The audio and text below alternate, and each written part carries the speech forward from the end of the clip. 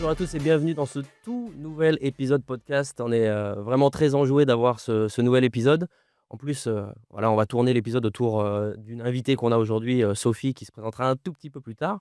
On est aujourd'hui avec Bertrand, cofondateur de l'approche, Jean-Michel, qui est aussi dans le monde de l'entreprise et qui utilise Action Types dans son métier, dans ses interventions dans les entreprises, et moi-même qui essaiera humblement de faire en sorte qu'on aborde les sujets et qu'on essaye d'être le plus performant possible dans notre épisode podcast et que ce soit le plus agréable possible. Bref, on est parti. Sophie, est-ce que tu peux nous en dire Bonjour. un peu plus, sur toi, d'où tu viens, ton parcours et puis surtout, comment tu as fait pour découvrir Action Types? Qu'est-ce qui t'a amené à découvrir l'approche? Alors en fait, moi je viens du monde du marketing terrain. Donc il y a 25 ans de ça, j'ai commencé, alors quand je parle de marketing terrain, c'est vraiment la prospection terrain, prospection téléphonique, on est vraiment dans ce domaine-là. Après tout ce qui est stratégie. J'ai été également, responsable marketing dans un groupe automobile où là, effectivement j'avais une équipe, marketing, à mes côtés. Donc j'ai commencé, on va dire, avant 30 ans, la notion de management, Mmh. hein, puisque j'avais une équipe, de 5 personnes, en fait. Heu, donc ça a commencé déjà très, très jeune et ensuite, j'ai monté ma propre entreprise qui était une agence de communication où à ce moment-là, moi j'interviens auprès des, TPE-PME. C'est ma cible, de clientèle. Et bon, bah, j'ai mis en place effectivement tout ce qui est opération de marketing, tout ce qui est opération de communication, publicité. Puis à un moment donné, on se dit: «Oui, c'est bien, mais il y a l'humain dans l'entreprise». Donc j'ai commencé à former, les personnes, notamment au départ en accueil, en approche commerciale. Donc j'ai vraiment travaillé, tout de suite l'humain pour intégrer effectivement tout ce qui était stratégie de marketing, mais adapté aux hommes et aux femmes qui composent l'entreprise. On avait vraiment un lien entre les 2 et de se dire, bah, oui, l'humain, c'est essentiel. Et puis à un moment donné, je me suis dit: «Bon, bah, il va falloir, aller un peu plus loin, je vais chercher des approches, quelque chose». Et en fait, j'étais dans un réseau qui s'appelle, GERM, qui est un réseau en fait, d'entraînement pour les managers. Et en fait, leur vocation, c'est, le management humaniste, OK. un management, durable et responsable.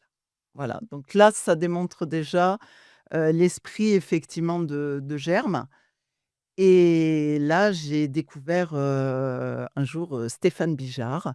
Donc Stéphane Bijard, ça fait très, très longtemps qu'il s'est certifié à l'approche, Action Types. Et puis, il nous a abordé, cette approche, en mettant en avant les points forts, donc les forces des personnes, se dire: «Ah bah, non, on n'appuie pas sur les faiblesses, on va s'appuyer sur vos forces et vous allez voir, ça va être, beaucoup plus intéressant». Et puis là, il nous a fait, découvrir alors, des mouvements, le corps, Mmh. bon, on était là, c'était très, très ludique, alors tout le monde effectivement, tous les managers, qui étaient présents dans mon groupe, on était, c'était la rigolade en fait, mais tout en se disant: «Mais enfin, il se passe des choses dans mon corps. Un coup je suis en force, un coup je suis pas, qu'est-ce qui se passe?» Il nous a fait marcher, alors effectivement on comprenait, on voyait là un groupe marcher, on marchait presque tous, à peu près pareil, Mmh. puis un autre groupe qui marchait d'une autre manière. Donc j'ai trouvé ça très intéressant parce qu'il y avait le corps. OK. Et on n'était pas dans nos têtes en permanence et je trouve que dans le monde de l'entreprise, ça fait quand même 25 ans que j'accompagne, des entreprises, bah, on est là-haut. En plus, j'accompagne des entreprises où souvent ils sont derrière les ordinateurs en plus. Donc là, ils bougent pas, ça reste, figé.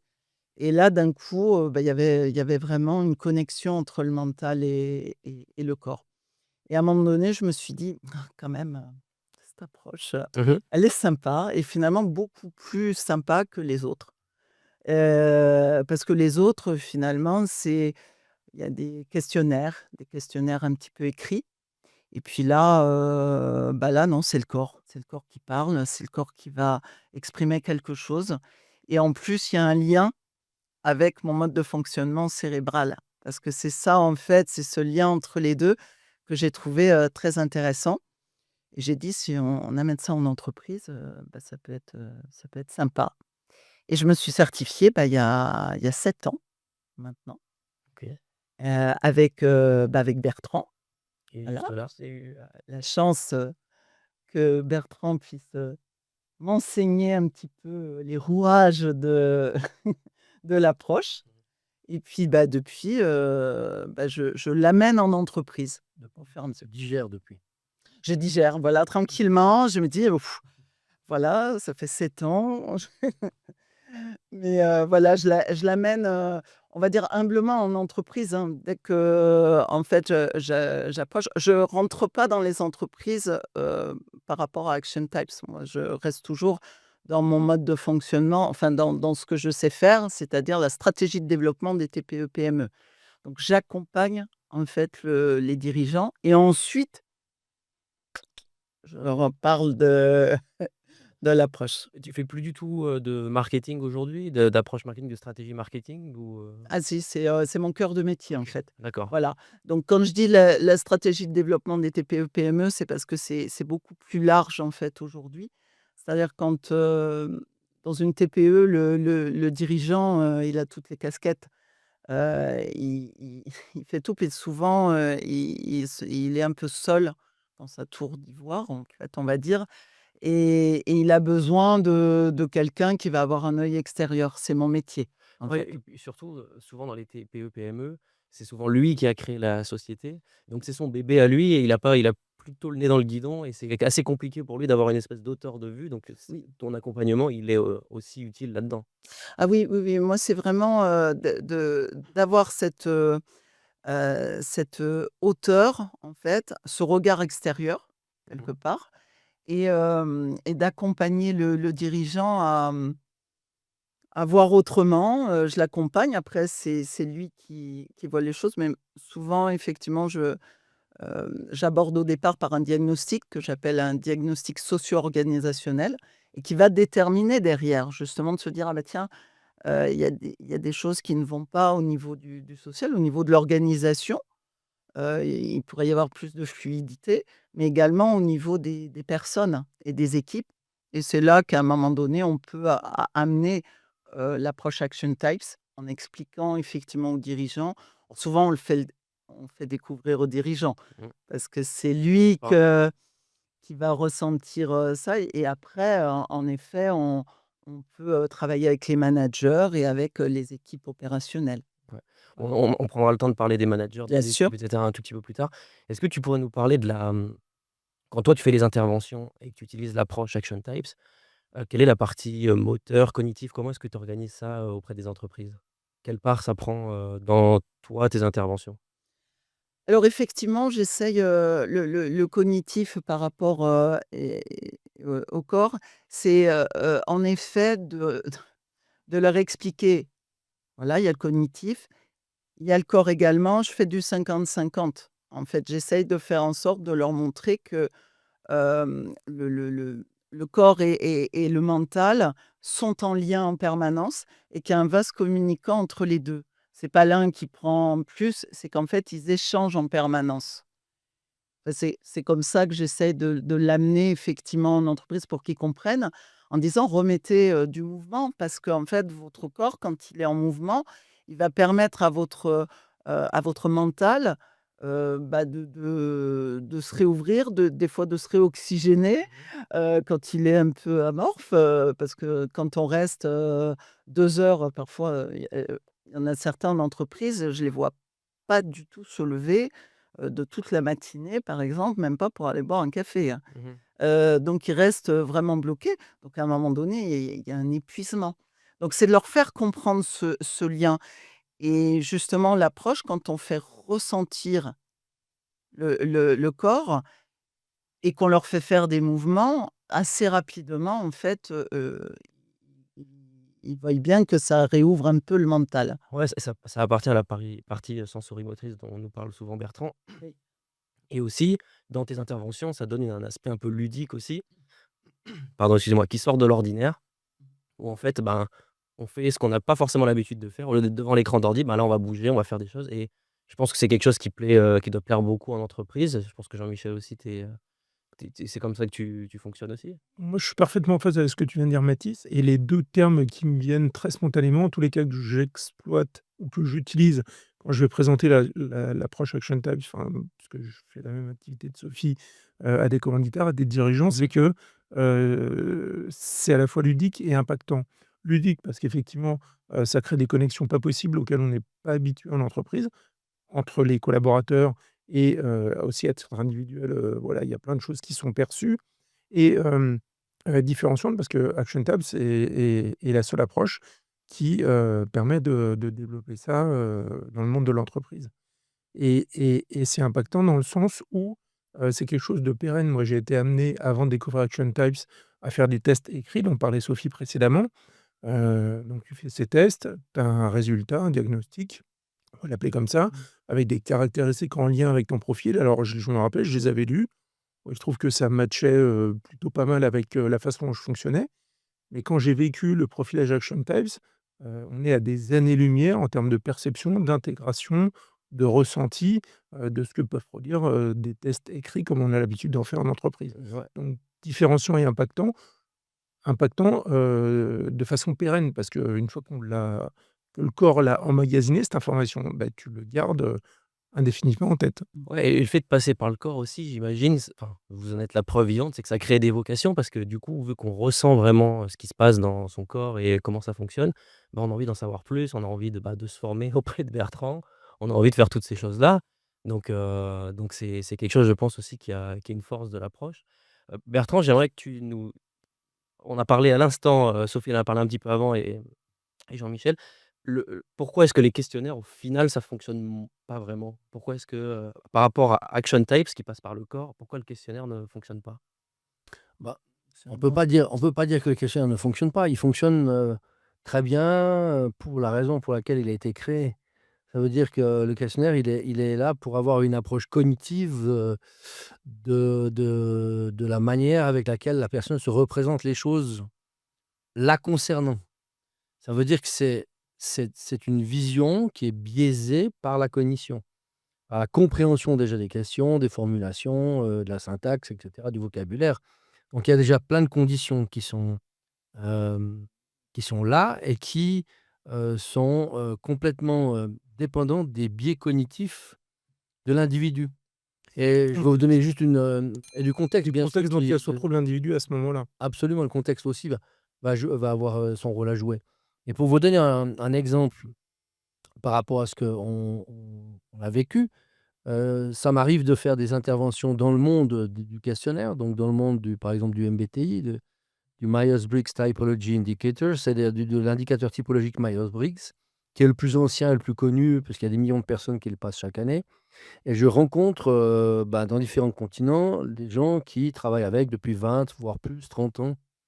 Et bien sûr, nous, on va pas amener la vérité. On va pas leur dire, «Voilà, c'est faux ce que vous avez mis sur votre questionnaire, blablabla, blablabla». C'est pas notre rôle. Notre rôle, c'est juste de les aider à mieux comprendre leur fonctionnement et dès le moment qu'ils sont prêts à prendre une information de type sensorimotrice, c'est-à-dire pour dire: «OK, voilà, qu'est-ce que le corps révèle par rapport à ce que la cognition, mes biais cognitifs ont révélé?» Et à mes projections aussi, parce que bien sûr, il y a des tas de croyances qui sont liées aux dimensions qui sont mises en évidence dans les questionnaires, où il y a des gens qui veulent plutôt être ci, veulent plutôt être ça, et cetera. Donc il y a une image qui s'est construite, même pendant des fois 20 ou 30 ans, autour d'un profil et fréquemment, ce profil est pas le bon. Tout simplement parce qu'on a l'habitude de voir du monde depuis plus de 30 ans, bouger. Donc on voit bien qu'il y a il y a un souci de cohérence entre ce qu'ils disent être et ce qu'ils sont vraiment. Mais encore une fois, il ne s'agit pas de corriger ou de faire quoi que ce soit. Il s'agit de les laisser là où ils sont et si, à un moment donné, ils sont intéressés à comprendre la couche sensorimotrice, allez-y amener, on va dire, prudemment parce que ça peut être un choc que d'apprendre que les choses ne sont pas exactement comme ils pensent l'être. Voilà. Parce que, le cognitif est plein de biais. C'est un profil cognitif et le profil cognitif, c'est une émergence qui vient du sensorimoteur, mais qui est, j'ose dire, polluée par plein de contingences, plein de parasites qui viennent de l'éducation, de la formation, des Les expériences de interactions, vie, des contextes, les des expériences expériences de de vie. vie, voilà, des réussites, des ratés par rapport à ce que les gens pensent être.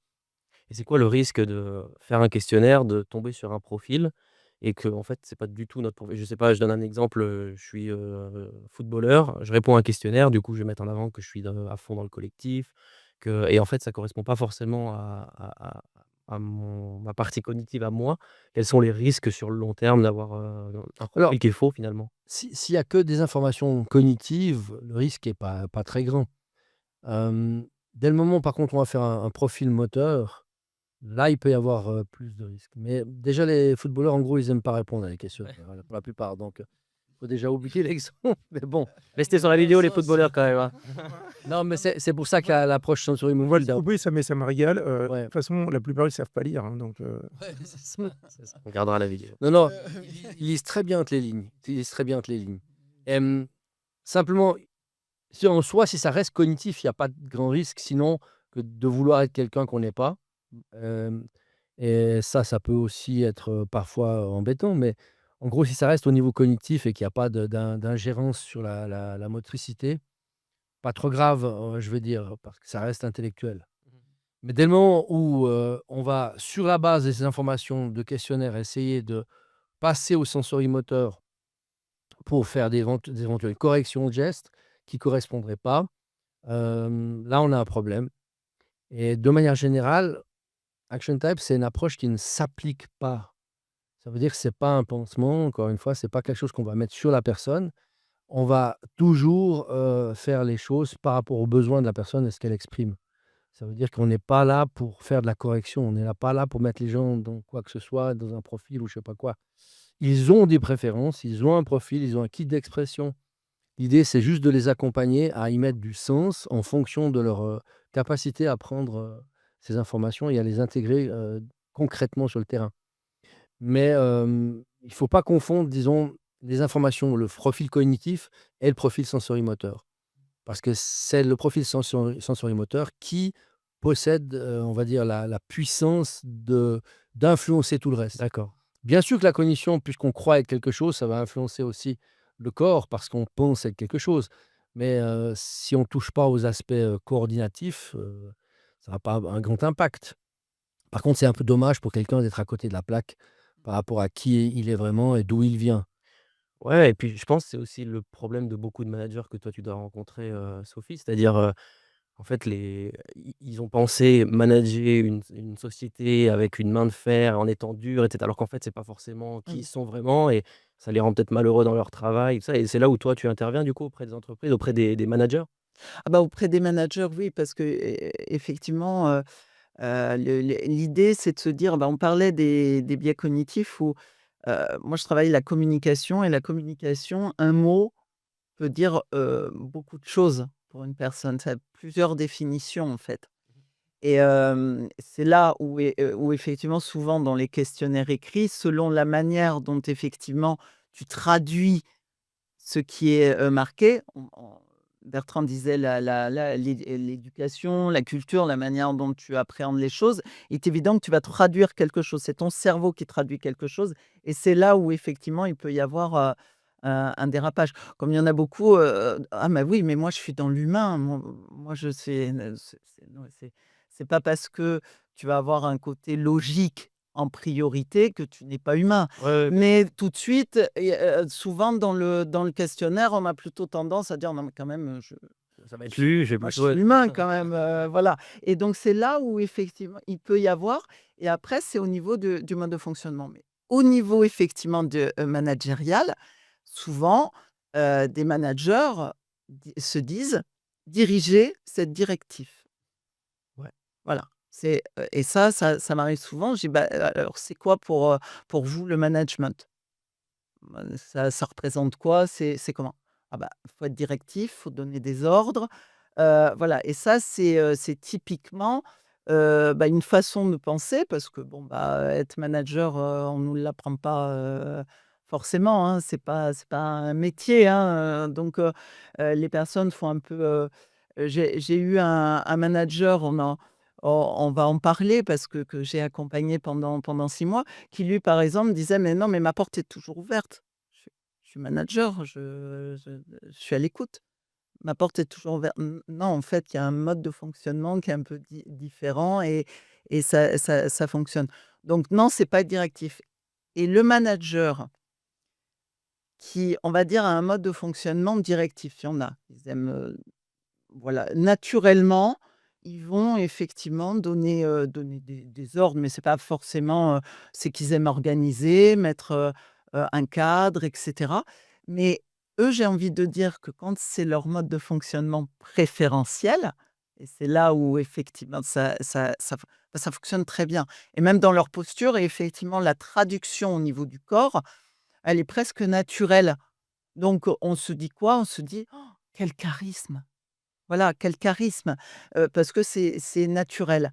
Par contre, quelqu'un qui effectivement a plutôt tendance à être plutôt, à aimer, l'écoute, la cohésion, le côté un peu, échange et cetera et qui va se mettre dans ce rôle Mmh. très directif. D'ailleurs, je viens de le faire, il se met dans un rôle qui lui va pas très, très bien et on se dit, quel «Ah bah, c'est un petit chef, quoi». Donc il arrive pas à incarner, en fait, puisque c'est une façade, en fait.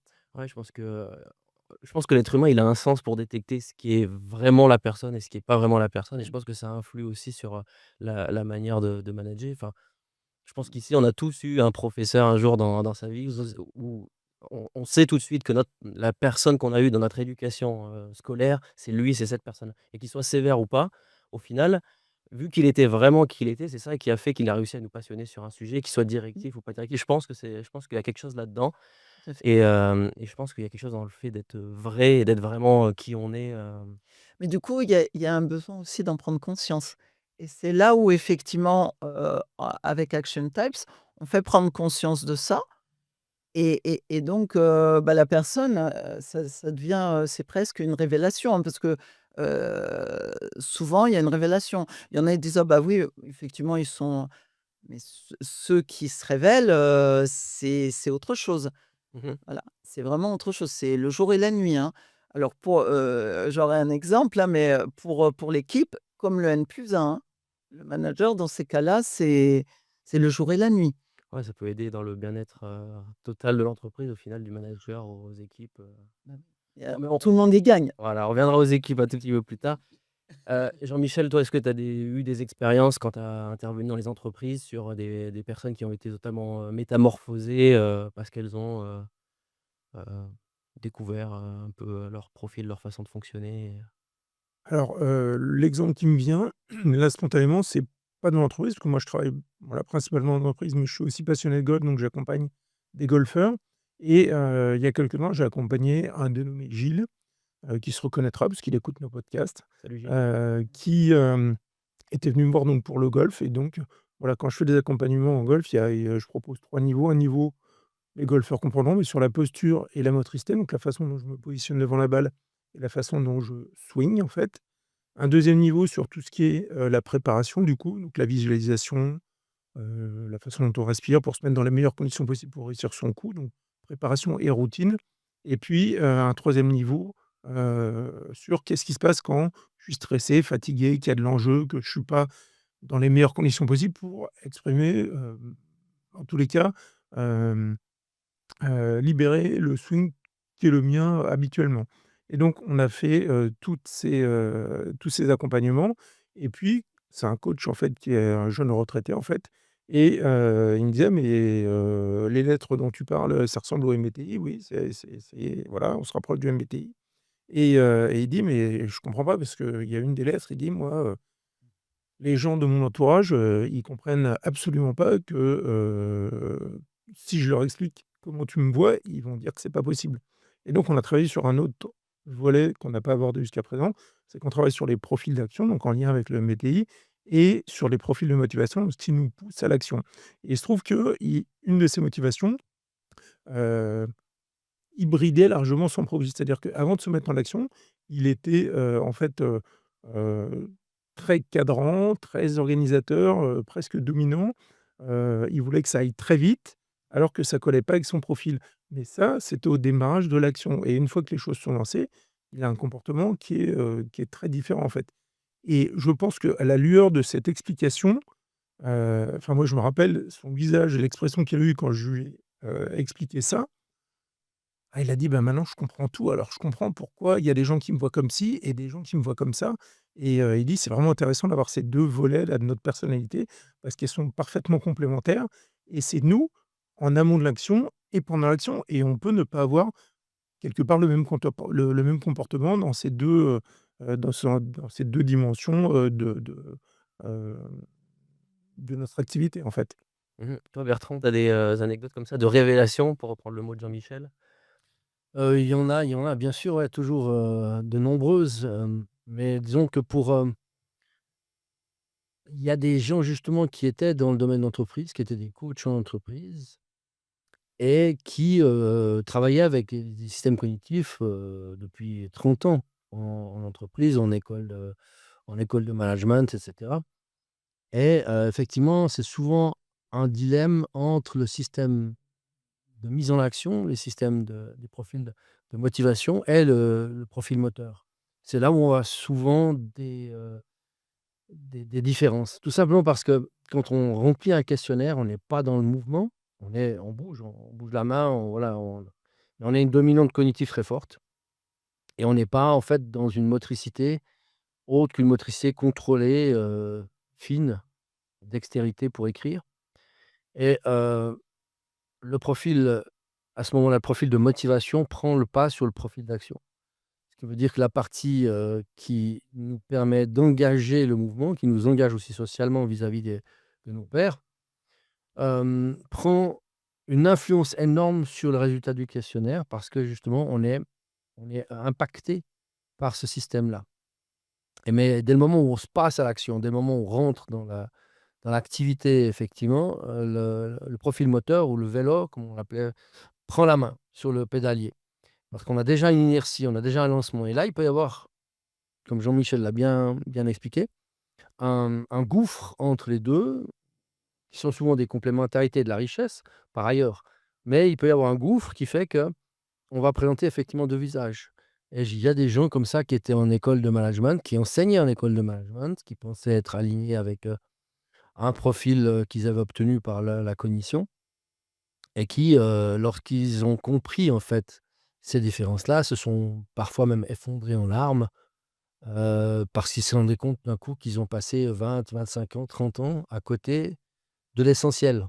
Ça veut dire à côté d'un alignement entre, la tête et le corps et en fait, c'est ça qui nous intéresse, c'est cet alignement tête-corps qui pour moi est un garant de santé aussi. Ça veut dire que dès le moment où on a une recherche d'alignement en disant, «Je ne veux pas exagérer ni l'un ni l'autre, mais j'ai besoin que chaque aspect, que ce soit le cognitif, même l'émotionnel et le moteur, s'aligne, pour me représenter tel que je suis ou tel que je m'exprime et là, je vois souvent en fait, des gens qui se transforment parce que, ils deviennent souvent, au départ un peu déprimés parce qu'il y a cette différence, mais ensuite plus radieux, ensuite plus ouverts, aux autres, parce simplement ils commencent à s'accueillir eux-mêmes et il y a plus cette hésitation justement entre les 2 façades. Ils comprennent ce que tu disais, ça veut dire l'allumage, l'engagement et ensuite la manière de bouger,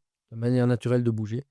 Hem et là, ça fait sens et c'est quelque chose qui est, on va dire, qui amène de la sérénité à terme pour les gens parce qu'ils se disent: «Ben, oui, c'est normal que j'ai ces 2 facettes, c'est pas un problème». Hem, L'un a un rôle, l'autre a un autre rôle et les 2 se complémentent aussi. Entre le profil de motivation et le profil d'action, il y a aussi une complémentarité.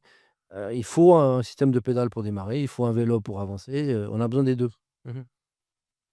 En fait, c'est indissociable et parfaitement complémentaire. Il y a juste une notion de temporalité, en fait. L'autre chose que ça change et qui pour moi est excessivement importante, c'est que, hem, il y a une très, très grande différence entre le fait d'intuiter, le fait de fonctionner d'une certaine manière et d'être conscient du fait de fonctionner de cette manière. En termes de confiance, on est à des années-lumière, en fait. Il y a beaucoup plus, tu parlais de sérénité, c'est exactement ça, ça porte de la le fait d'être aligné avec qui on est et de le valider par des tests, par des profilages, que propose l'approche Action Types, ça permet justement, d'asseoir cette compréhension de notre fonctionnement et de renforcer la confiance et d'apporter beaucoup de sérénité et de performance, en fait. Donc ce volet-là, il va aider les managers à se révéler, pour reprendre encore une fois le mot qui est, je trouve, parfait, à se découvrir, tout ça. Mais il y a aussi un volet que toi tu apportes, dont tu as parlé tout à l'heure, c'est auprès de l'équipe aussi. Ça permet peut-être de mieux comprendre son équipe, de mieux savoir comment nous interagir avec l'équipe qu'on a. Est-ce que tu peux nous parler de ça du coup? Comment, une fois que le manager, il sait comment est-ce qu'il fonctionne, comment est-ce que voilà, comment est enfin, sa manière de fonctionner, comment est-ce qu'il passe après, au niveau de l'équipe? Comment déjà toi tu abordes ça et puis raconte-nous un petit peu tout ça? Juste avant pour reprendre un petit peu, ce que disait, Jean-Michel, puisqu'il mettait, un exemple effectivement au niveau du golf, en fait, au niveau du manager, tu nous as parlé de 3 phases en fait, c'est exactement la même chose. C'est ça qui est important en fait, c'est que le sport, c'est important de savoir parce qu'on dit Action Type, c'est issu du monde du sport, mais en fait, la corrélation est la même. C'est-à-dire qu'avec le manager, comme on va faire avec un sportif, on va travailler sa posture. Mmh. On va travailler ensuite effectivement sa visualisation et la manière de se mettre en action, et cetera. Et enfin la partie stress, fatigue. Comment je gère, ce stress et cette fatigue? Et souvent, c'est un volet que dans d'autres approches on l'oublie un peu. On parle de: «C'est quoi ta posture? Qu'est-ce que tu vas faire? Comment tu vas, travailler? Comment tu fonctionnes dans ton» mais par contre, la partie quand tu es fatigué, que que tu stresses un peu ou que le contexte est difficile, comment tu te réajustes?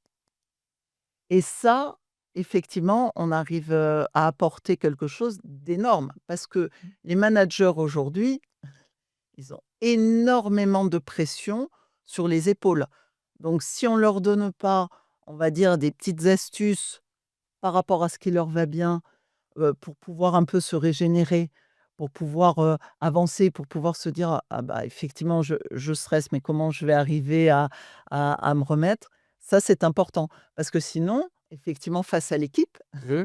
et ben, on va avoir un manager qui est, hors, hors Sol. hors sol. Mmh. Ah oui, hors sol, c'est pas c'est pas mal et voire, véritablement, plus connecté, ni avec son équipe, ni avec lui-même. Parce que déjà le manager, s'il n'est pas aligné avec lui-même, il arrive plus du tout à percevoir son équipe.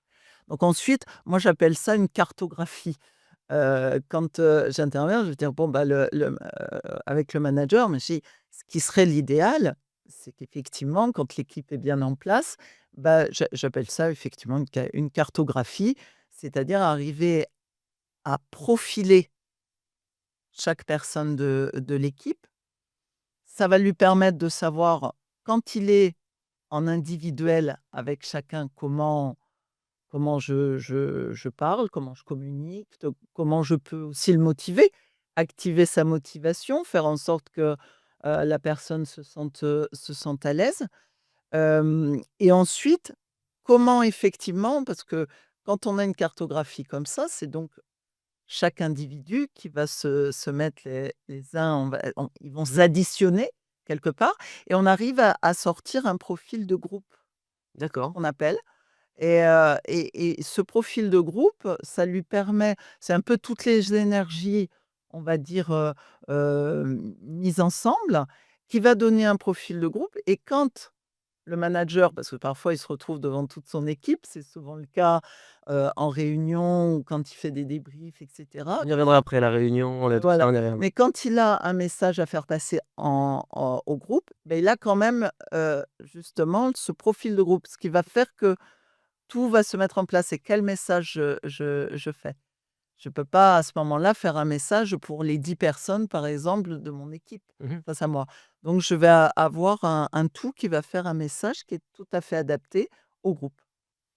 Donc ça lui permet en fait d'avoir, heu, toutes les cartes en main. Ouais, une caisse à outils qui permet de résoudre Oui. beaucoup de choses, en fin de compte. Et je voudrais dire une chose parce que ce qui vient parfois et c'est, quand on travaille un manager avec, son équipe, c'est tout de suite en fait de parler de certaines choses, l'équipe faut enlever les tabous directement.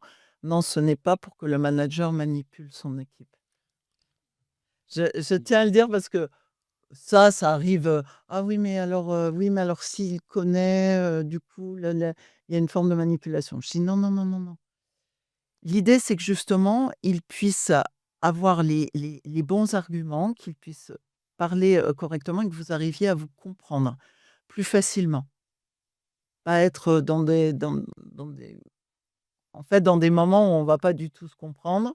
Ça fait monter les tensions parce que c'est souvent le problème de communication, hein, dans les équipes ou dans les relations, c'est un petit peu ça et donc ça va lui permettre ça, en fait. Pour compléter ce que tu dis, en fait, l'idée derrière l'approche Action Type, c'est pour moi 2 choses. C'est déjà, tu parlais de manipulation, je pense que le mot qu'on peut employer très volontiers pour qualifier l'approche Action Type, c'est que, c'est une approche qui est très, déontologique. On respecte l'individu avant tout et en fait, l'idée, pour les managers, c'est en fait, à partir du moment où il a pris connaissance du fonctionnement de ses collaborateurs, c'est qu'il a tout le loisir de les installer dans les meilleures conditions possibles, de leur proposer les conditions qui leur permettent d'exprimer au mieux leur potentiel et donc d'être performants, tout en fonctionnant de manière excessivement écologique pour l'individu. Donc on est sur du bien-être individuel et de la performance collective. Et de la performance collective et je dirais, pour, amener par rapport à ce mot écologique, qu'on reprend, je dis: «C'est une performance durable». C'est-à-dire, c'est pas une performance dans la douleur et dans l'effort parce que, souvent on se dit: «Ah bah oui, mais pour être performant, il va falloir que je souffre, il va falloir que ce soit que j'y aille encore plus loin et tout». Bah non, en fait, c'est une performance qui va nous permettre, c'est presque facile et c'est Mmh. ça l'idée, c'est que ce soit facile, que la personne se dise en plus ça la met, en valeur, en mode finalement j'arrive à faire, quelque chose, j'amène de la performance à l'entreprise et puis finalement j'y ai pas mis, je me retrouve pas en fatigue, et cetera. Je suis, dans un bien-être. Donc on a vraiment bien-être et performance. Je reprends le mot écologique, mais écologique au niveau de l'humain et ça, c'est important. Performance durable, voilà, pas dans l'effort, surtout. Ça facilite ainsi l'épanouissement du collaborateur, des collaborateurs et une chose qui est importante de nos jours, parce qu'il y a des entreprises qui sont amenées à lutter contre ça, c'est le turnover et le fait de reconnaître un collaborateur pour qui il est et d'œuvrer, à le mettre dans les meilleures conditions possibles et finalement ça lui apporte, effectivement une reconnaissance et ça permet son engagement, au quotidien et de manière pérenne parce qu'il y trouve son compte en fait. Les conditions de travail qu'on lui propose sont OK pour lui, donc il a pas de raison d'aller voir ailleurs si l'herbe est plus verte. Mmh. Et ouais et parfois le manager découvre aussi certaines personnes, du coup. Notamment, chaque personne peut se découvrir, se dire: «Ah bah tiens, finalement oui, j'ai une compétence» et en effet, je me rends compte que là, si je vais vers, ça, c'est facile, c'est agréable. Mais le manager peut découvrir, se dire: «Bah tiens, j'aurais jamais imaginé que cette personne puisse peut-être, effectuer ses tâches, plutôt que d'autres et cetera. Donc c'est les effectivement, pour reprendre, les mettre dans les bonnes conditions et peut-être que ça va apporter, quelque chose de très important à l'entreprise. Un profil d'ailleurs, c'est souvent un trésor caché parce qu'il y a des tas de ressources à l'intérieur. Et pour donner, peut-être un aspect aussi concret par rapport au profil de motivation, parce que je pense qu'en entreprise, c'est quelque chose qui est et dans le management qui est très, très fort. On sait, grâce aux découvertes de Ralph Hippolyte aussi, en lien avec le CETAI, qu'on pense avoir 50 des gens qui sont motivés par justement la sphère intellectuelle. Ça veut dire qu'ils ont besoin d'allumer la sphère intellectuelle avant d'agir. Donc c'est clair que la tendance à la prise de tête, elle est beaucoup plus forte chez ces gens-là. OK? Et eux, si on leur parle de chiffres, d'objectifs, ils répondent assez facilement à ce genre d'attributs, ou ce genre Du stimuli. d'informations, de stimuli. Ouais, tout à fait. Et donc, il y a une croyance, en fait, dans le monde du management que, voilà, il y a un management par objectif qui est le management principal, des gens. Alors qu'en fait, c'est valable, on va dire, pour la moitié des personnes, la moitié des gens. L'autre, moitié des personnes n'est pas motivée, ne s'engage pas pour des chiffres ou pour, quelque chose qui est mesurable ou qui est éventuellement, quantifiable, ouais. Ils s'engagent parce que les choses font du sens pour eux personnellement. Ça veut dire qu'ils s'engagent pour quelque chose où ils se sentent, bougés, ils se sentent impliqués, ils se sentent concernés, Vivant. vivants par ce qui est proposé. Donc ils s'engagent souvent par ce qu'on appelle, nous, des plans d'action. Et c'est pas les objectifs qui intrinsèquement les motivent, mais c'est le plan d'action, la manière de faire les choses pour arriver éventuellement justement peut-être au même objectif. Donc là, on a, heu, en gros 50 souvent des gens qui sont un peu dans la douleur, heu, parce que eux, c'est pas du tout l'aspect intellectuel qui les engage. C'est vraiment l'aspect, corporel. J'y vais totalement parce que je suis concerné. Et le reste, ce sera juste des conséquences. Comme l'objectif sera une conséquence. Mais c'est pas la motivation, c'est pas ce qui me permet d'avancer. Ce qui me permet d'avancer, c'est mes actions pour construire quelque chose éventuellement de durable et qui va peut-être aboutir à un objectif. Donc là, on a aussi de forces qui sont complètement, différentes, complémentaires, parce que si les uns bossent avec les autres, c'est d'autant mieux. Et qui peuvent être tout aussi efficaces l'une que l'autre, hein, Absolument. pourvu qu'on Ouais. s'adresse à eux de la bonne manière. De la manière qui Qu'on leur qu'on les convient. reconnaisse par rapport De à la ce qui manière les qui leur convient. engage. Ouais. Il y a un truc que tu as dit, Bertrand, qui a fait tic, si je peux me permettre, c'est le fait de collaborer les uns avec les autres. Est-ce que toi, Sophie, tu apprends aux équipes à collaborer les uns avec les autres, ou comment est-ce que ça marche à l'intérieur même de l'équipe? Sans parler on parle plus du manager là tout de suite, mais de l'équipe avec ses collègues et cetera, les complémentarités qu'on pensait pas forcément possibles, mais qui au final peuvent apparaître, grâce à Action Types. Alors, oui, effectivement, ça leur permet, comme ils arrivent à se connaître, à se découvrir, ils arrivent concrètement à se dire: «Ah bah, là, effectivement, on a quelqu'un qui va, par exemple, être, meilleur dans l'urgence», par exemple. Donc quand il y a, quelque chose à faire ou à prendre une décision ou à être dans un moment de crise et cetera, on sait que ce type de personne, bah, c'est sans problème, ça et puis d'autres ont besoin effectivement de structurer, de cadrer. On se dit, bah, quand il y a besoin de cette structure, de ces règles, de ce cadre, de cette planification, bah, ces personnes sont meilleures. Et ce qui est intéressant quand elles peuvent collaborer ensemble, c'est, d'arriver à comprendre quand, vraiment 2 personnes sont opposées, eh bien, ça veut dire que si elles sont opposées, elles sont complémentaires. Je dis toujours ça, Ouais. elles sont forcément complémentaires puisqu'elles sont opposées, elles vont donc apporter, ce que l'une a, on va dire, de préférentiel, l'autre, ne l'a pas, mais du coup les 2 réunis, on arrive à faire quelque chose de très fort. Par contre, le fait de comprendre la différence, c'est de faire un pas, chaque personne va faire un pas vers l'autre. On peut pas en fait, c'est de faire comprendre que, bah, du coup, je fais un pas et puis on va réussir à travailler ensemble. Voilà, parce qu'on se comprend, en fait, on arrive à se comprendre et on arrive à comprendre l'autre. Vous avez des personnes qui ne supportaient pas, effectivement la manière de faire d'une personne et qui, du coup, comprennent très bien. Il y en a, par exemple, elles ont besoin de tout classer et cetera. Faut pas venir leur, heu, leur enlever tout leur classement et tout ça. Donc après, quand, l'autre personne le sait, c'est très bien. Et puis, la personne qui a un bureau où effectivement il y a un peu, tous les papiers et cetera, Plus de mais piles. voilà, il y a plus de piles, mais qui, finalement, quand on lui demande quelque chose, bah, S'y retrouvent. elle s'y retrouve, elle sort le dossier, il y a pas de problème. Bah, c'est de se dire, «Bah, oui, mais voilà, c'est pas un souci. J'accepte aussi, que l'autre fonctionne comme ça. J'accepte que peut-être ce soit la dernière minute, mais c'est fait». Parce que l'important, en fait, c'est ça. Et parfois, c'est l'intolérance qu'on a, dans une personne qui ne nous ressemble pas, qui ne fait pas les tâches de la même manière que nous. Et ça, c'est embêtant. Et parfois, c'est un peu les frictions qu'il y a dans des bureaux. Ça, vous avez deux collègues, qui travaillent ensemble, mais pas du tout, de la même manière.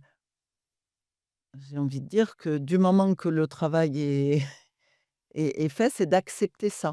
Et souvent, quand, il y a des profilages action types, quand on, parce que même quand on les fait en individuel, quand il y a une équipe, moi, je fais en sorte de faire une formation d'une journée ou de 2 jours avec l'équipe au Mmh. complet. Pour qu'effectivement, là, on arrive, voilà où vous vous situez, voilà qui vous êtes, voilà, on donne des exemples concrets et là, ils se comprennent tout de suite.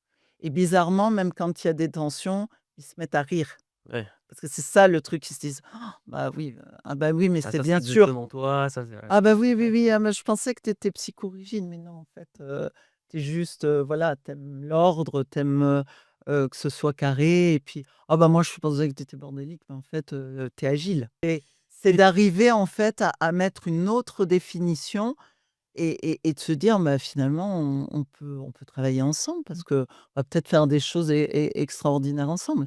Parce qu'on amène beaucoup de force. Il y a un avantage aussi dans la complémentarité par rapport, à la niche écologique, c'est que lorsqu'on est complémentaires, on a moins tendance à se marcher dessus dans les processus et les façons de fonctionner. Des personnes qui se ressemblent un petit peu ont tendance à rentrer en concurrence et en compétition pour savoir qui fera au mieux, qui sera le plus efficace, qui sera le plus performant et cetera. Tandis que s'il y a vraiment une complémentarité, une approche, différente, il y a moins cet aspect-là. Oui, Il y a moins cet aspect-là. ça Donc, c'est vrai. on va reconnaître, comme tu le dis, les compétences de l'autre, si elles sont différentes et la façon de voir de l'autre va être valorisée, et la mienne aussi, Oui, du coup. c'est ça. il y a une chose importante, c'est que, toute cette notion de préférence, c'est quelque chose d'inné qui se met en place a priori in utero et donc de faire comprendre, enfin de comprendre, pour des collaborateurs qui ne seraient pas dans le même mode de fonctionnement, que c'est quelque chose de parfaitement naturel pour l'un et pour l'autre. Que surtout, ce côté naturel, c'est ce qui lui permet d'être performant, ça amène beaucoup de, voilà, de compréhension, de tolérance et c'est très important et on parlait tout à l'heure des préférences. Tu disais, Sophie, qu'il y en avait qui faisaient les choses plutôt au dernier moment avec, on va dire, agilité très proche de l'échéance et d'autres qui avaient plutôt des facilités, de l'aisance pour anticiper, planifier et cetera. Dans les grandes équipes, si le manager a cette grille de lecture, il peut organiser les activités de son équipe selon les préférences de chacun. Mais tu parlais du fait que tu intervenais régulièrement dans des PME, voire des TPE, et les managers n'ont pas tous les profils sous le coude dans les équipes restreintes. Donc, ce qui est très important, c'est qu'au-delà du fait qu'on identifie les préférences de notre collaborateur, on peut aussi, quelqu'un qui est dans l'anticipation, qui devrait agir de manière réactive sur une problématique de dernière minute, un aléa ou chose comme ça, le manager, à partir du moment où il a cette grille de lecture, peut tout à fait l'accompagner pour, quand bien même ce ne serait pas sa préférence, mettre son collaborateur dans les meilleures conditions possibles pour qu'il puisse répondre à l'exigence du moment. Et donc, c'est très important parce que ça donne finalement une très grande liberté d'action au manager et ça permet de préserver le bien-être des collaborateurs en place, indépendamment de leurs préférences. Disons que effectivement pour rebondir, le manager du coup a la manière de parler. Il va, du coup adapter. En effet, si la personne, il sait très bien que c'est une personne, qui a besoin de temps et cetera, mais que là, il va falloir réagir, dans sa manière d'amener les choses, il va le rassurer. C'est ça, il va rassurer son collaborateur, il va l'accompagner et ils vont voilà, ils vont le faire ensemble finalement. Pour Heu, adapter ses exigences. voilà, c'est ça. Il va pas tout de suite, juger. Parce que des fois, il y a une notion de jugement: «Ah bah, la personne n'est pas capable». Non, c'est pas qu'elle est pas capable, Puis il faut regarder aussi toutes les fois où elle est capable. Mmh. Hein, parce que parfois, on a tendance à regarder plutôt ce qui ne va pas. Là, je repense à Stéphane Bijard quand effectivement il abordait sa journée. Il disait on a quand même beaucoup tendance, parce qu'on est dans une culture en fait où on ne regarde que les faiblesses et les vulnérabilités, hein, dès l'enfance. C'est ouf, attention, là, tes notes, elles sont pas très bonnes là. Bah oui, mais on regarde pas toutes les autres où elles sont excellentes. Et souvent, c'est ça. Et en management, dans les entreprises, on a tendance à faire ça. C'est-à-dire qu'on va aller appuyer sur ce qui ne va pas. D'ailleurs, même, j'ai envie de dire, on dit même, bah, tu vas te former. Mmh. Alors, non seulement ça me plaît pas, c'est Plus je pas dois me facile. former, ouais. Et en plus, je dois me former, tu sais? Alors qu'une formation, c'est fait plutôt pour apporter quelque chose de plus, faire grandir la personne, mais il faut qu'elle y prenne du plaisir. Et là, on va avoir tendance à dire, moi, c'est un petit peu, Ah, comme c'est une si punition, hein. ah bah, si moi, on me dit: «Ah bah, du coup, tu es pas très doué en comptabilité, tu vas aller te faire une belle formation avec le plan comptable et puis toutes les machins». Et comme Et ça, on là pourra donner encore plus de choses à faire dans le registre de la comptabilité. Ah, que tu le pas fait, faire là. surtout, hein. Tu pas faire, mais on va t'en redonner une couche et forcément, bah, la personne, elle revient de formation, bizarrement, ah bah, elle a pas appris grand-chose. C'est surtout que c'est vraiment ça ne lui convient pas. Alors que quand on parle effectivement de nos préférences, on est, on va dire, allez, 80 du temps. L'idée, c'est ça, c'est d'être, plutôt dans ces performances, là, parce que toute la journée, on navigue, hein, effectivement, bah, dans les moments de fatigue, de stress, mais on est, plutôt dans ses préférences, naturelles, dans son mode de fonctionnement naturel. Bah, c'est plutôt ces préférences-là qu'on va aller se dire: «Ah bah, tiens, et si j'allais encore plus?» Je vais aller faire des formations qui correspondent complètement, ce qui fait que je vais plutôt grandir en Mmh. performance et je vais aller, au-delà, mais dans quelque chose qui me plaît. Pour favoriser l'épanouissement du coup, Ah bah, qui est plus facile et ça typiquement, bah, c'est le manager qui, une fois qu'il a cette grille de lecture, va se dire, «Bah, oui, là, je vais plutôt, envoyer la personne dans telle ou telle, formation». Mais en même temps, lorsqu'on va faire grandir cette force ou ce qui est disponible et ce qui est prêt, il arrivera le moment justement où il y a cette bascule et on pourra aussi, heu faire grandir l'aspect, complémentaire, Oui. d'une certaine façon. On va pas changer complètement la dynamique, parce que c'est pas l'objectif, mais on peut arriver à ce que la personne s'intéresse à l'autre aspect, pas pour en faire un spécialiste ou pour en faire un grand expert, hein, mais simplement pour, que lui aussi, en son sein, sa façon de fonctionner, il ait une complémentarité qui soit aussi bien établie et qu'il ait 2 regards, accueillants sur sa manière de fonctionner. Quand je suis dans ma disponibilité maximale, c'est-à-dire quand je peux faire grandir mes compétences au plus rapidement et dans la partie, où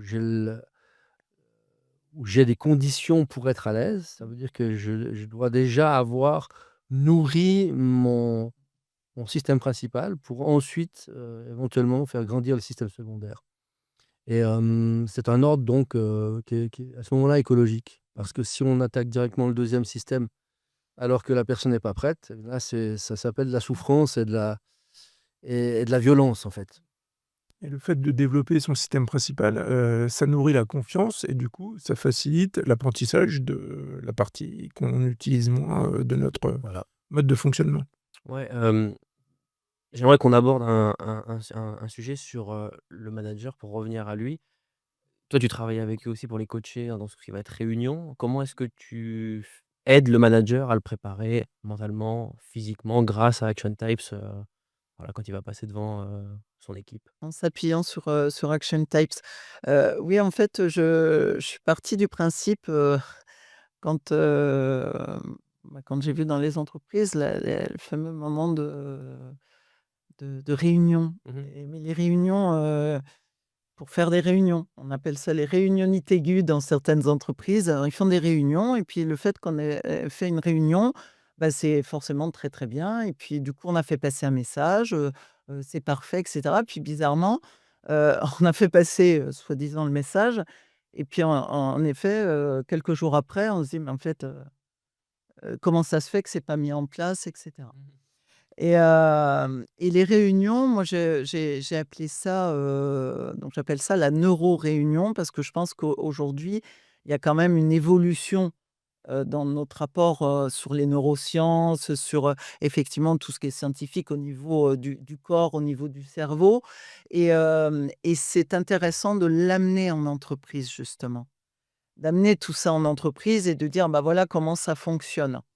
Et du coup, c'est d'accompagner le manager pour se dire: «Bon, bah, quand il y a une réunion» ou je vais dire, plus loin, ça peut être une réunion, mais en gros, c'est une prise de parole. Soit c'est un entretien avec quelqu'un, soit c'est une réunion devant une équipe, ou ça peut être aussi face à un client quand on a présenté un gros projet et cetera. C'est-à-dire quand il y a de l'enjeu, c'est-à-dire je vais devoir faire passer un message et il y a cet enjeu-là et ben, il y a besoin de s'entraîner comme un grand sportif. Mmh. Parce que quelque part, je vais amener beaucoup d'énergie. Il y a en plus du stress, parce que dès qu'il y a de l'enjeu, bah, il y a le trac. On est quand même un peu, et là l'idée, c'est de ne pas basculer on va dire, parce que j'arrive avec mon stress, avec, ma fatigue, l'angoisse. La fatigue parfois parce que, la réunion, j'ai tellement mis dans la tête et j'ai tellement, un petit peu comme, à l'époque quand on était étudiant et qu'on allait passer un examen et puis qu'on s'en mettait plein la tête en fait pour, juste avant et puis on arrivait, on était, épuisés, on savait plus rien. Bah, c'est un peu la même chose, hein, parce que Sûr. quand on est adulte en fait, on est un peu sur les mêmes bases. Et bien là, c'est pareil. Donc c'est de pouvoir déjà lui dire: «Il va falloir se préparer», mais se préparer non pas tout de suite, dans la tête, c'est déjà se préparer au niveau du corps. Donc avant ça, on travaille sur le corps, on travaille sur les postures, donc c'est effectivement lui permettre de travailler on a parlé des motivations profondes. Mmh.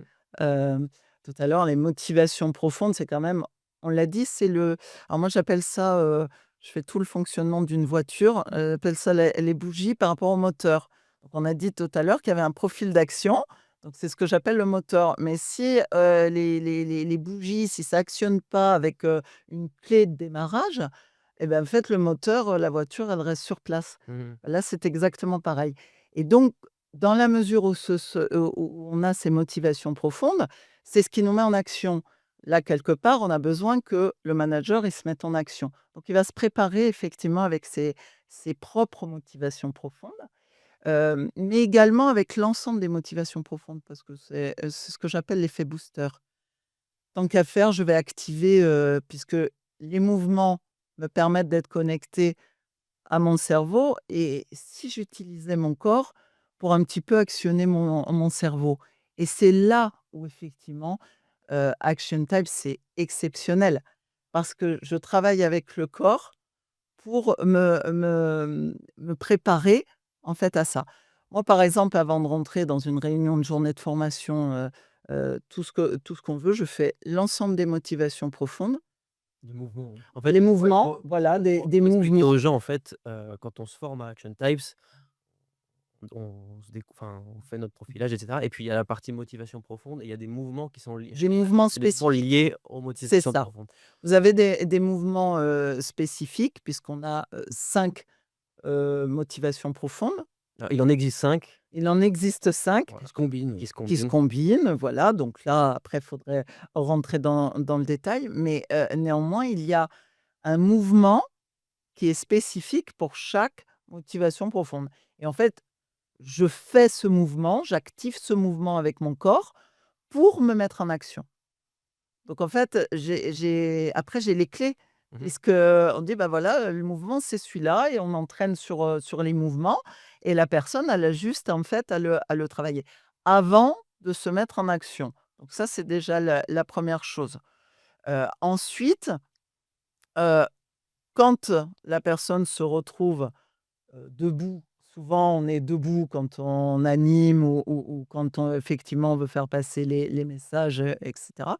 Et bien là, on a des postures, on a parlé de posture tout à l'heure et donc on a des appuis, je vais parler pour être clair, des appuis pour essayer d'expliquer parce que c'est toujours, en fait, il faudrait presque que je montre en vidéo, mais là, on est derrière le micro, donc on va essayer de l'expliquer. Il y a des appuis où je suis plus sur l'appui, sur ma jambe droite, où je suis plus sur l'appui sur ma jambe gauche, où, je suis plus en appui sur mes talons. Et bien ça, quelque part, quand je sais mon profil, effectivement préférentiel, bah, ça, c'est exceptionnel dans un entretien, dans une réunion, dans une, journée de formation et cetera, parce que je vais m'aider de ça. Mmh. Et ça, véritablement, je l'ai fait avec un manager qui a vu totalement la différence. C'est-à-dire qu'il faisait les réunions, alors c'était tout plat un peu, c'était toujours pareil. Et puis à un moment donné, il s'est mis sur, son appui qui était, plutôt du côté gauche. OK. Il s'est mis en appui du côté gauche, il s'est mis alors avec, son œil, voilà, son œil moteur vers effectivement, toute l'équipe, il avait, son épaule, il a bien travaillé sa posture, il était là et en fait, il m'a dit: «Tout s'est déroulé tout seul». C'est comme si en fait sa parole, il y avait une facilité à ce que tout sorte. Les mots, ils se mettaient, automatiquement. C'était le jour et la nuit. J'ai également, entraîné des personnes où derrière des fois un pupitre, quand on doit lire en fait quelque chose. Quand on a un pupitre, on doit lire, des fois c'est devant heu, pas mal de personnes ou des conférences. Et ben je fais tester la personne. Elle lit donc dans une posture, normale et puis et d'un coup, par rapport à son profil, j'ai dit, bah, là, il était plus en appui sur le côté, droit. J'ai dit: «Mais mets légèrement, tu vois, derrière le pupitre, tu vas mettre légèrement ton pied droit devant, tu appuies un petit peu, allez, mets ton épaule comme ça à droite, regarde un peu légèrement, tourne-toi et maintenant tu refais la lecture». C'est sorti tout seul. Il y mettait même l'intonation et il s'en est rendu compte lui-même. C'est-à-dire il y a un ressenti Mmh. et pas que cognitif là. Du coup, ça se ressent avec le corps. Bizarrement, bah, la voix se pose. Il y a une intonation qui se crée. Il y a comme, même une facilité à respirer. Ça se met en place et ça, en entreprise, bah, c'est le jour et la nuit quand même, hein, surtout pour des personnes qui ont des grosses responsabilités, qui doivent faire passer des messages. Ouais, c'est sûr, ouais. Bertrand, il me semble que tu en parles, toi, dans le bouquin, La Bible des préférences motrices, de cette partie-là de prise de parole en public et cetera. On est sur, peut-être tu peux rajouter, des choses sur ce qu'a dit, Sophie ou c'était déjà suffisamment complet? Il y a toujours des choses à ajouter parce que les expériences sont nombreuses, mais disons que la prise de parole en public, ça peut poser des problèmes à certaines personnes. Il y a certaines personnes qui sont très à l'aise et qui, sont hyper fluides en public parce que voilà. Il y a aussi un positionnement qui des fois, est différent vis-à-vis du public, mais il y a aussi des gens, effectivement qui ont de la peine à S'exprimer. s'exprimer en face d'un public, particulièrement quand ce sont des publics qui sont assez, dans le jugement. Ça veut dire qu'ils font une comparaison sur le niveau de ce qu'il a raconté par rapport à ce qu'on dit d'habitude et cetera. Donc ça s'est vu dans des milieux comme le milieu médical, hein, où il y a quand même pas mal de compétition et de positionnement les uns vis-à-vis des autres. Il y a un côté paresse qui est quand même très, très fortement, là. Et ce qu'on a fait, c'est des parfois, bah, c'est exactement un petit peu dans la veine que ce que tu as dit là. C'est que si la personne, elle se voit bien gérer sa prise de parole, elle va adopter la ressource, que son corps, lui dit de prendre, qui est souvent le système principal à ce moment-là. Et en même temps, si elle se sent justement, peu prête ou, peu enclin à récolter, l'énergie du public, l'énergie des auditeurs qui peut être parfois négative là, eh bien on peut l'encourager à s'entraîner et à apprendre à se mettre dans sa deuxième ressource, son système secondaire, qui lui est beaucoup plus imperméable aux éléments qui pourraient le perturber. Et ça, on l'a entraîné avec quelques personnes dans ces conditions-là. Et bien sûr, il s'agit qu'elles prennent l'habitude d'adopter la posture parce que c'est pas forcément ce qu'elles ont l'habitude de faire. Mais une fois qu'elles ont compris comment le faire et qu'elles sont un petit peu entraînées et puis qu'elles voient que c'est pas si compliqué que ça, et il s'agit juste de, de- de mémoriser un poil comment mon corps va se mettre en place vis-à-vis de l'auditoire. Alors, effectivement, le discours, il peut être tout à fait fluide, il peut être sans chercher ses mots, sans avoir à avoir des problèmes d'intonation. Et il passe très bien vis-à-vis des gens parce qu'il y a cette facilité qui d'un coup apparaît. Alors qu'auparavant, la personne était bloquée. Donc on peut très bien délier la langue et délier le corps dès le moment où la personne accepte d'aller chercher une ressource qu'elle a en elle, mais qu'elle n'irait pas forcément prendre la première fois. Et on a eu des choses assez incroyables concernant des personnes qui justement bégayaient et qui avaient des problèmes d'élocution. En faisant la même démarche, eh bien, on a réussi à faire disparaître le bégaiement, en tout cas momentanément. Pour le faire disparaître à plus long terme, il y a un travail à faire qui est un peu plus profond, mais pour des choses comme ça, des moments où il faut s'exprimer et puis être un peu plus à l'aise, un peu plus fluide, c'est tout à fait possible d'apprendre à le faire déjà de cette manière-là. Donc c'est une bonne nouvelle parce que ça veut dire qu'il y a beaucoup plus de ressources en nous que ce qu'on imagine déjà, hein, donc on ne peut que s'en réjouir. Ça, c'est sûr, et une belle piste d'amélioration. Enfin, on va s'améliorer là-dedans, bien entendu. Hem, Sophie, tu as parlé tout à l'heure, d'un profil d'équipe, si je dis pas de mémoire, peut-être que c'est D'équipe. profil d'équipe. Quand, le manager prépare sa réunion, du coup, il prépare en fonction du profil d'équipe ou en fonction un petit peu tu as répondu un petit peu tout à l'heure, mais de contenter un petit peu tout le monde dans son discours? Alors, en fait, soit il connaît le profil d'équipe, soit en effet, il ne connaît pas les profils. Parfois, le manager, on l'entraîne, mais il ne connaît pas, son équipe ou les interlocuteurs, qu'il peut avoir, face à lui. Puisque, comme je dis, ça peut être une présentation qui n'est pas forcément à son équipe. Un homme politique qui Ça parle peut devant une audience, par ex exemple, et exactement. cetera, ouais. Alors, un homme politique, ils ont une manière, c'est quand même tout cadré la petite histoire. T'en fais pas. Mais bah, disons que bon, il fonctionne avec, des mots, des mots. Mais ça peut être, là, véritablement, il a envie. On a on a bien compris qu'il y avait, on a parlé de ces fameuses, clés de démarrage, de ces fameuses, motivations, voilà, de ces fameuses bougies, donc motivation profonde.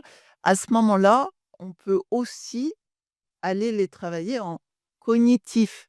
Parce qu'il est évident qu'on peut, hem, les activer, mais bon, je veux dire, quand je suis en train de parler, je ne vais pas aller, faire activer, les motivations, des personnes qui sont face à moi.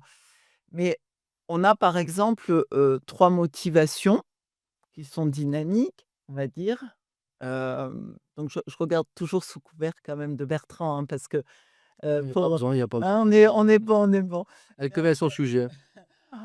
En fait, on a la relation, la projection et la compétition, et ces 3 là sont très importants. La relation, effectivement, on est ou sur des valeurs humaines ou sur, la notion d'harmonie, enfin, c'est des personnes qui aiment bien la relation, mais c'est ce qui les motive. Donc, dès qu'on parle de cohésion, de s'entraider, d'y aller pour, l'entreprise, pour nous tous, ça leur parle. Les, compétiteurs, on va dire les, compétitions où ils se challengent eux-mêmes, où ils aiment bien être en compétition, vous savez, les uns par rapport aux autres. Ils aiment bien être premiers, Mmh. en fait. Il Pour était provoquer. voire, voilà, bien provoquer. Il est évident que, si on leur parle d'entraide, on est tous ensemble, c'est juste, ça les motive pas vraiment. Eux, ils ont envie qu'on leur dise: «Oh, il y a un challenge, le premier qui arrive», ou alors on va, «Faut progresser» et cetera. Et enfin, il y a la projection, C'est des personnes, justement, qui vont peut-être être, dans le but et l'objectif, on parlait tout à l'heure, mais ils aiment bien voir, en fait, vers quoi ils vont, puis ils aiment bien l'efficacité pour y aller. En règle générale, c'est cette notion-là. Et ben, en fait, il est important de parler à ces 3-là, parce que si je ne sais pas qui j'ai dans la salle, si j'ai j'essaye et à ce moment-là, je vais préparer ma réunion en amont et je peux transmettre un message avec des mots-clés, mais le même message, il va falloir que je le fasse passer à ces 3 motivations profondes-là et donc à ce moment-là, je vais travailler avec des mots-clés qui sont adaptés aux 3 et hop, les mots-clés vont sortir pour capter, en fait, l'attention, mais de tous. Parce que sinon, comme on disait tout à l'heure, il y a 50 puis il y a 50 qui sortent de là et qui disent: moi» voilà et puis, en plus, au départ, on a 2 types, on a 2 autres, motivations, profondes. C'est où effectivement et j'ai besoin de comprendre les choses, hein, donc c'est le pourquoi des choses. Donc d'accord, parler. Voilà, donc où je alors là, dans ces cas-là, il faut quand même expliquer parce Mmh. qu'ils ont besoin d'explications. Quelqu'un qui commence à dire pourquoi, là, il a besoin de comprendre. Ça veut dire que Il a besoin de comprendre souvent. voilà, il a besoin de comprendre. Et moi, par exemple, j'ai besoin de ressentir. C'est-à-dire, j'ai plutôt ancrage. De te J'ai connecter, j'ai besoin de me connecter à l'instant, présent, de ressentir les choses. Je dis souvent, en fait, il y en a un, il est dans la tête, en fait, puis il y en a un, c'est dans ses tripes. Mmh. Et en fait, c'est l'un et l'autre. Pareil, il va falloir quand même, activer les 2. Donc il faut savoir répondre aux questions de celui qui se pose des questions et qui veut bien comprendre pourquoi il va y aller. Et puis, il faut aussi sécuriser ou mettre dans l'action ou enclencher aussi dans l'action à une personne qui a besoin de sens et de se dire, heu, d'ailleurs, je prends toujours cet exemple, ça arrive des personnes qui disent: «Je le sens pas le truc». Et c'est ça, ces fameuses, motivations, profondes, c'est cette clé. Si je le sens pas, je me mets pas en action ou si je comprends pas, je me mets pas en tu action. n'engages pas. Je m'engage pas en Mmh. fait, dedans Mmh. et il est évident que quand je je je, je parle comme ça en public et il va falloir que j'active tout ça. Parce que pour les mettre en action derrière, il va falloir qu'il se passe quelque chose. Pour résumer et dire avec mes mots ce que tu viens de dire, on a la population qui relève de la motivation compréhension, pour qui il est important, de savoir ce qu'ils ont à faire et peu importe avec qui ils vont devoir le faire et les personnes qui relèvent de la motivation ancrage, ce qui va être important pour eux, c'est de savoir avec qui ils doivent faire les choses, peu importe ce qu'ils ont à faire. Donc quand un manager a cette vision-là de son équipe et des activités à mettre en place, c'est assez facile pour lui d'accompagner les uns et les autres, de manière à ce qu'ils soient prêts à démarrer, leur action, dans les meilleures conditions. Mmh. Et donc ça se prépare. Et d'où, moi j'ai créé effectivement un outil, hein. Alors là, c'est un outil cette fois-ci, c'est une feuille où effectivement il va bien se dire: «Bon, quels sont les 3 messages maximum à faire passer?» parce que sinon le cerveau, on parlait de neurosciences, faut quand même aussi, pas faire des réunions où on met, 50, sujets en même temps, hein, parce qu'il y a personne qui repart avec quoi que ce soit. Et hop, il prépare son truc et à ce moment-là, il va se choisir des mots-clés. Et ces mots-clés, une fois qu'il les a posés sur sa feuille, il est prêt et il met son intention, il sait exactement quels sont ses appuis, il s'est entraîné et il va dérouler en fait heu, son son discours, son travail, sa parole, voilà et après c'est dans sa manière, d'être où là effectivement on va le mettre, là où il est le mieux. Ou effectivement, je suis d'accord, parfois, si effectivement c'est un peu plus hostile, comment effectivement je peux, mettre, me protéger, Observer. me préserver et du coup je peux le travailler. Mais ça, du coup, on s'entraîne à faire, voilà ta posture, voilà la posture finalement entre guillemets «opposée» mais qui est une ressource. Tu l'as en toi, en fait. C'est juste que bon, c'est pas Tu c'est l'utilises souvent inconsciemment, mais on l'a en fait, elle hein. Il y a est pas de elle est pas moins importante que l'autre. On parlait de nos 4 vélos, c'est les 4 vélos sont importants. C'est une métaphore qu'on a faite ah oui, oui. c'est présenter les motricités. Avant. Voilà, un autre épisode, mais voilà, pour essayer de complémenter par rapport à ceux qui nous écoutent, donc effectivement, en s'intéressant au setai japonais, donc Ralph a mis en évidence, ce qu'on a appelé les motivations profondes et effectivement, tout le monde a cet aspect compréhension, ancrage. Donc effectivement, compréhension, j'ai besoin d'allumer la tête d'abord. Néanmoins, le reste va s'allumer après, hein, parce que la tête n'est pas là que pour transformer ou transbahuter le corps d'une réunion à l'autre. C'est simplement l'idée d'allumer simplement un éclairage intellectuel pour pouvoir ensuite s'engager.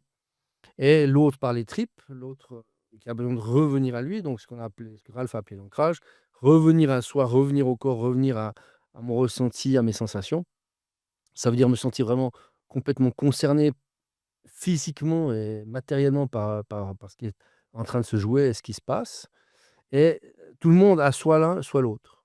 Donc c'est aussi ça qui est intéressant parce que on peut penser à l'enseignement à l'école, on peut penser à l'entreprise, on peut penser au sport, au coaching. Voilà, si on n'est pas conscient de ce qu'on allume, ce qu'on éteint, parce qu'on risque d'allumer et d'éteindre des choses qui ne sont pas forcément celles qu'on voulait, on aura bien sûr de la peine à engager tout le monde. Et ensuite, on va avoir donc une des pédales qui est la tête ou le corps et l'autre pédale complémentaire qui va être, comme tu l'as dit, dans ces dimensions dynamiques. Soit par le fait de se connecter dans l'harmonie, soit par le fait d'être dans une cohérence extrêmement forte avec soi-même, soit par le fait d'être dans la compétition pour être challengé ou pour progresser, soit encore pour être dans ce besoin de liberté, de projeter les choses ou d'imaginer. Donc on va toujours avoir ces deux systèmes complémentaires qui sont là pour pouvoir démarrer le vélo. Néanmoins, on va rien réaliser avec ces deux systèmes. C'est juste démarrer l'engagement et la réalisation vraiment du projet va se faire avec la motricité. Ça veut dire qu'on ne peut pas dire que les motivations profondes sont plus importantes que la motricité ou que la motricité est plus importante que les motivations profondes, puisqu'il y a en fait aussi une complémentarité entre les deux systèmes. Sans pédalier, j'aurais de la peine à démarrer mon vélo. Et si je veux entretenir le vélo en route, j'aurai besoin aussi de continuer à bouger, de continuer à entretenir la vitesse du vélo. Ça veut dire qu'on est dans quelque chose qu'il ne s'agit pas de juger, mais qu'il s'agit d'accueillir pour le rôle que ça joue. Soit ça démarre, soit ça fait l'action, soit ça fait le job. Et j'ai besoin des deux. J'ai besoin de démarrer, j'ai besoin de faire le job, j'ai besoin de m'exprimer dans les deux secteurs. Néanmoins, mes préférences, dès le moment où j'en prends connaissance et que j'en prends conscience et que je les vis physiquement par le mouvement et que je sens en fait qu'en bougeant, deux de ces systèmes-là vont me donner beaucoup d'énergie, bien quand j'aurai besoin effectivement de monter mon niveau d'énergie parce qu'il y a quelque chose qui est en train de se jouer, qui est sportif ou managérial ou bien parce que j'ai une action à faire importante, eh bien je vais activer, une de ces 2 motivations ou voire même les 2. Et lorsque je n'ai pas besoin de mettre de l'énergie, de réaliser quelque chose, avec, une certaine tension, je peux aussi activer les 3 autres afin de faire descendre la pression, de faire ma petite sieste, d'aller dormir, de faire ma méditation, de me reposer, d'être beaucoup plus dans un système, de régénération aussi. D'apaisement et de régénération. D'apaisement et de régénération. Donc ça veut dire qu'en fonction du besoin, je peux activer ou désactiver et jouer sur ces curseurs, un peu comme un DJ pour monter le son ou descendre le son en fonction des besoins. Donc il y a pas de jugement à avoir, il y a juste à apprécier que si la nature nous a donné en fait ces jeux, de réglage, autant les utiliser pour, pouvoir, mettre l'ambiance, voilà, du DJ et créer les meilleures conditions possibles pour que la danse de la vie continue. Et oui. Voilà. Les amis, l'épisode touche à sa fin, mais avant, j'aimerais, Sophie, que tu nous parles rapidement, je te donne la parole pour la fin, de comment est-ce que tu vois la réunion du futur? La réunion, voilà, toi qui a coaché des managers et cetera, comment est-ce que tu vois l'avenir de cette chose-là? Alors j'accompagne des managers, je le dis bien parce que je ne suis pas coach. Ouais, Voilà. Non, non, non, déjà je savais que tu avais un grand potentiel, donc voilà. c'est ça. C'était clair et net. Je j'accompagne. Mais, en fait, la réunion du futur pour moi, c'est absolument pas les salles de réunion que nous voyons, régulièrement. Heu, Visio peut-être? mmh? C'est les visios peut-être? Ah, les visios, Non? alors les visios, c'est encore autre chose. Mais, je dirais que une salle de réunion aujourd'hui, il y a une table, tout le monde s'assoit autour de la table, on met un vidéoprojecteur et puis voilà. Et en fait, on commence à amener des petites choses en entreprise, notamment quand on parle, d'intelligence collective avec, des ateliers qui se font.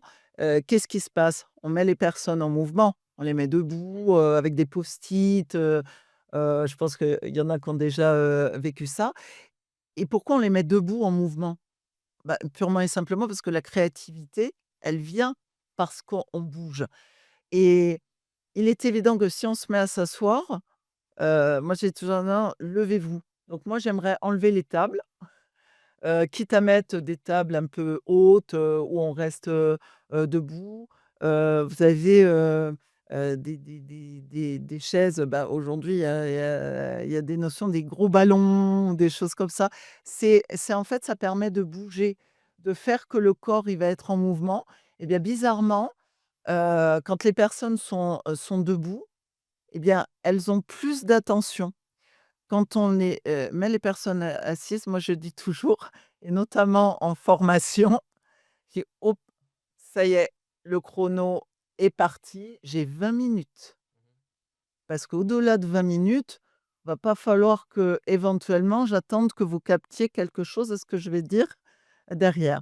Donc mettez-vous debout et bougez, faites des choses et cetera. Faites des réunions debout, des débriefs, par exemple, qui peuvent durer, 15 minutes, des fois pas besoin de s'asseoir. On est là le matin, on est ensemble, mais on est debout, on bouge. Vous avez même aujourd'hui des fois des entretiens, c'est des entre guillemets «des réunions à 2». Il y en a beaucoup qui parlent de en marchant ou en allant, se balader et cetera et bizarrement, il y a tout qui se passe. C'est ça, en fait, se mettre en mouvement. Mmh. Alors pour moi, la la salle de réunion du futur, on enlève tout, on se met debout, il y a des tableaux, on a des et on fait participer tout le monde et bizarrement, il y a des choses qui se passent. Il y a une relation qui se passe. Alors on pourrait dire en résumé que dans le cas de l'entreprise, pour les animaux de l'entreprise, c'est pas des tables pour les animaux, que des verts pâturages en mouvement. C'est ça. C'est ça. Très bien. En gros, ils vont être contents. On a eu notre petit jeu de mots de Bertrand, on l'a eu. Made in Suisse. Yes. Bon, Sophie, où est-ce qu'on peut te retrouver? Le nom de ta société, ton site internet? On va mettre toutes les infos en description si, voilà, mais si jamais il y a un manager, ou une entreprise, une PME qui voit cette vidéo, où est-ce qu'ils peuvent te retrouver? Alors, ils peuvent me retrouver, sur agence-spconsulting.fr, OK, voilà, sur LinkedIn également à Sophie, Pugeot Enro. très active sur LinkedIn. Voilà, ça bouge, ça bouge. Et toujours très souriante, comme dans la vraie vie. Ah, c'est gentil. Merci. Moi, j'aime bien un peu, la joie et l'énergie. Bah, vous découvrirez ça, avec Sophie sur son LinkedIn. Mais merci à vous 3 Merci beaucoup pour pour cet m'avoir épisode accompagnée. passionnant. Merci à vous d'avoir regardé ce podcast, plutôt écouté ce podcast. N'oubliez pas de vous abonner une fois de plus, c'est le nerf de la guerre pour nous. De commenter si vous avez des questions, si vous avez apprécié, De partager. de partager aussi. Bref, aidez-nous à faire en sorte que ce podcast devienne quelque chose qui peut aider, beaucoup de monde, autour de vous et autour de nous. Donc on essaie de faire le meilleur travail possible pour vous. Donc voilà, encore merci. Jean-Michel, merci. Bertrand et puis surtout Sophie, merci, Merci. d'avoir, fait ce podcast et puis on dit à nos nos auditeurs. Nos auditeurs. À la prochaine fois. Et puis, Spectateurs et auditeurs. Ouais. spectateurs, auditeurs. Et puis, on se dit au prochain épisode, tout simplement. À très vite. Au revoir. À vite, très au revoir. vite.